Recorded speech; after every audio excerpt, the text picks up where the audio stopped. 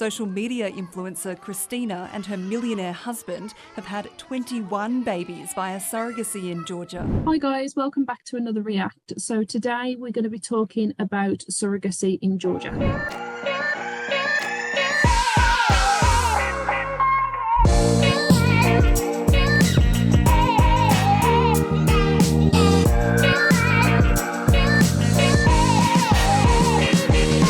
Before we dive in, can you please like, subscribe and ring that notification bell?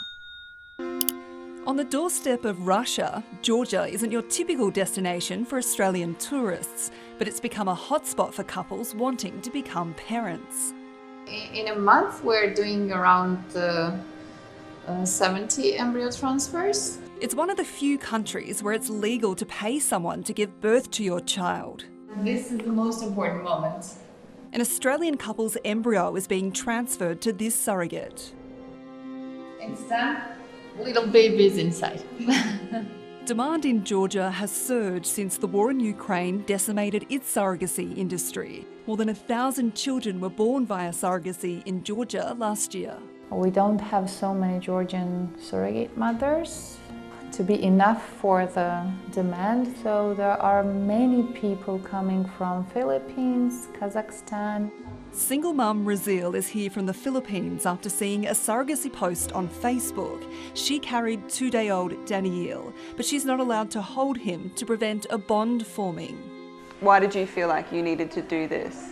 My kids, for their future, then I will buy land and house for them. Well, Georgia does have laws allowing. So what I'm seeing here is that they have travelling surrogates that come to Georgia to have the IVF. So they're obviously advertising for women all around the world to come into Georgia to do that. But it just rings alarm bells to me, like major red flags that there's women coming from the Philippines to be surrogates, but they're coming to Georgia. Do they stay there for the whole pregnancy? What happens? What's the legal process with this? That would really concern me as an intended parent. Not knowing, how long is the surrogate going to be in Georgia for? Is she going to be going back to the Philippines for the rest of the pregnancy? What happens if she gives birth early? There's a lot of dangers there from what I've seen so far or thinking about. Yeah, that would be my initial concern, Sophie. I'm exactly on the same page with the travelling surrogates. What if the surrogate goes into early labour? What clinic does a surrogate have access to if the surrogate is in the Philippines? If the surrogate is in another country, what is that healthcare system like out there? That's my first concern. Regulations about who can be a surrogate. So it means the surrogates are coming from all kinds of places, being moved away from their own families to do that. And as a result, they're really vulnerable. A series of unethical practices in Georgia, including a human egg trafficking ring involving 100 Thai women, has prompted the UN to call for a global ban on the practice. We do see a lot of intended parents who are really desperate to have family, and they will turn a blind eye to what's going on behind the scenes. And there's no limit on how many children you can have. Social media influencer Christina and her millionaire husband have had 21 babies via surrogacy in Georgia. This abandoned building was a clinic, but 21 babies via surrogacy in Georgia. Where have all those surrogates come from? I don't even know what to say to that. That's crazy. That's really crazy. And as that lawyer just said, the vulnerability of these surrogates, because they're doing it obviously for the money, it just doesn't feel like there's a lot of, it's that ethical, really. Yeah, and how do the intended parents meet these surrogates? What kind of relationship does the intended parent have with the surrogates if they're travelling surrogates? What kind of relationship do the intended parents build with the surrogates? Yeah. Language barriers, that's another factor. Who accompanies the surrogate when the surrogate travels to Georgia for the embryo transfers? What's the support network like? There's a lot of question, isn't there, with travelling surrogates? Other commercial destinations, the embryo transfers and the journeys happen within that country, that city.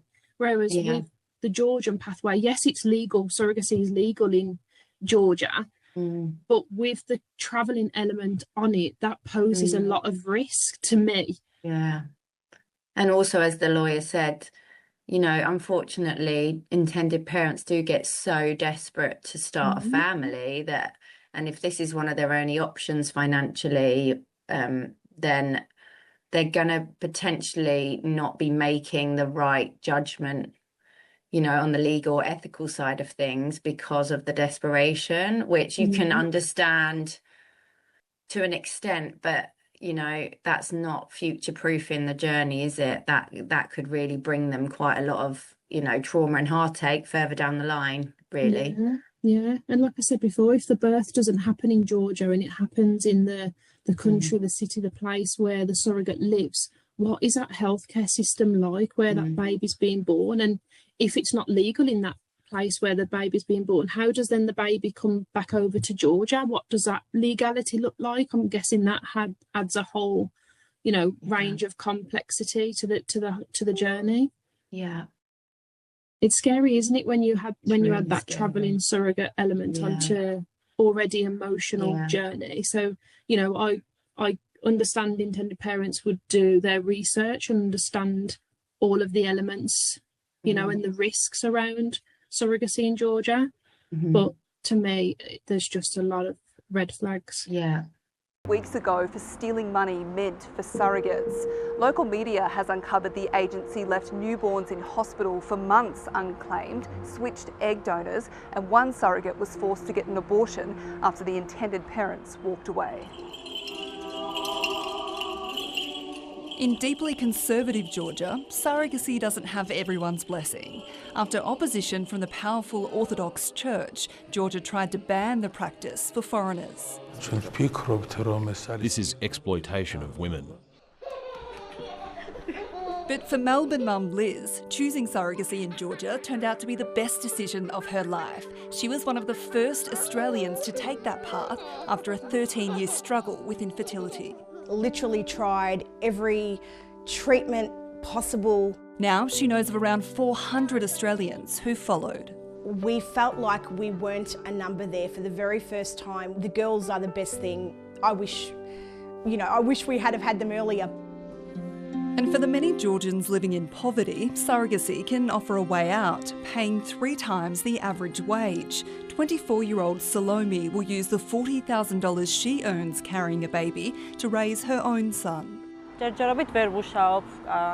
now, I can't work. I am a single mother. It took me a long time to think about whether to become a surrogate, and why not. I decided to help a childless couple. Yeah, that's my 3 kids. Brazil's already signed up for another pregnancy before she goes home to her family. It's a lot to put your body through. Is it worth it? I cannot earn like this money in Philippines. Georgia's surrogacy future is up in the air, but these women and the families they help create are making the most of it. Bridget Rollison, ABC News, Tbilisi. I think stories... I think we're probably going to say the same thing there. Yeah. So stories like that, they're beautiful. And surrogates are incredible women that help families who are struggling and can't carry naturally. You know, that's amazing. And surrogates, when they're in Georgia and it's done in a safe, legal framework, you know, that's how it should be. When your surrogate is in Georgia and she's safe and she's protected and, you know, the birth happens in Georgia, you know, it's going to be a safe pathway, isn't it? It should be a safe pathway. The element of risk happens when your surrogate isn't in Georgia. Yeah, and it's like coming from other countries, you don't know, you know, what that could mean for the legal stance on things. Obviously, we're both massive surrogacy advocates. Like, surrogacy is magic and it's amazing and it helps build families, but it does have to be, you do need to look at all the red flags and all the risks when you're choosing your pathway to starting your family, because you don't want to start off, you know, in an unethical pathway, which could potentially go wrong depending on where the surrogate's from, why they're doing it, you know. And I know it's not altruistic and it is commercial there, so it probably does attract more surrogates, but you need to make sure that the framework's in place to make it a smooth journey for everyone, and that, you know, the surrogates are being looked after. Yeah, and just do your research, you know, and that's what we say to everybody. Do your research, because you need to understand, like you said, so the agency, the clinics, the support network, the legal framework, the post-birth support and the post-birth framework with how you then come home from that country with your baby and the exit, because it's all important with the pathway that you're choosing. Yeah. I definitely think there needs to be regulations on egg donation clinics for sure, and the UN should be doing something about that if it's getting out of hand. I think here in, obviously, the UK, we're regulated on egg donation. And I think when you go outside of that and the regulations there aren't in place, I think it's how ethical it then becomes in terms of donation. Because the compensation amount changes, you're paid them based on your criteria in terms of your characteristics. But how would they regulate that if they did a ban as well? Would it just be that people would do it anyway?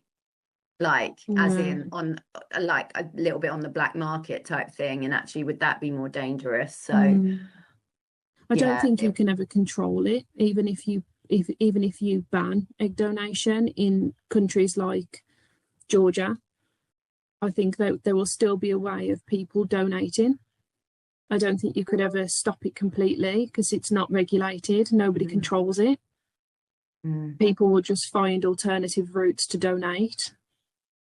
Thank you for watching our react. So obviously these are just our opinions. There's a lot of good things that come out of Georgian surrogacy.